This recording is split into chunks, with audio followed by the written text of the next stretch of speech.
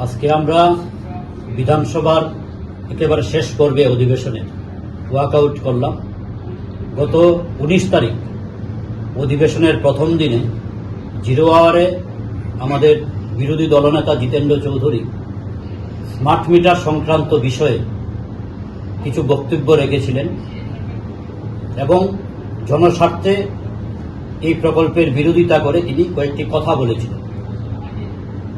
কোনো উন্নত প্রযুক্তির আমরা বিরোধিতা করি না, কিন্তু এই স্মার্ট মিটারের ফলে লক্ষ্য করা যাচ্ছে বিদ্যুতের বিল বেশি আসছে এবং এই স্মার্ট মিটার নিয়ে জনমনে অনেকটা বিভ্রান্তি রয়েছে।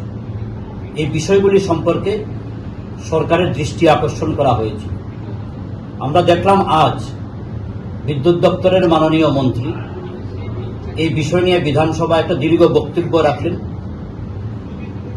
এবং ওনার বক্তব্যের পরবর্তী সময় আমাদের দলের উপনেতা শ্যামল চক্রবর্তী এই বিষয় নিয়ে ক্লারিফিকেশন চাইছিলেন, 2-1টি বিষয় নিয়ে স্পষ্টীকরণ চাই। কিন্তু এই সময় দেখা গেল বিদ্যুৎ মন্ত্রী বললেন যে না, একটা বিবৃতি দেওয়ার পরে আর কোনো কথা বলা যাবে না।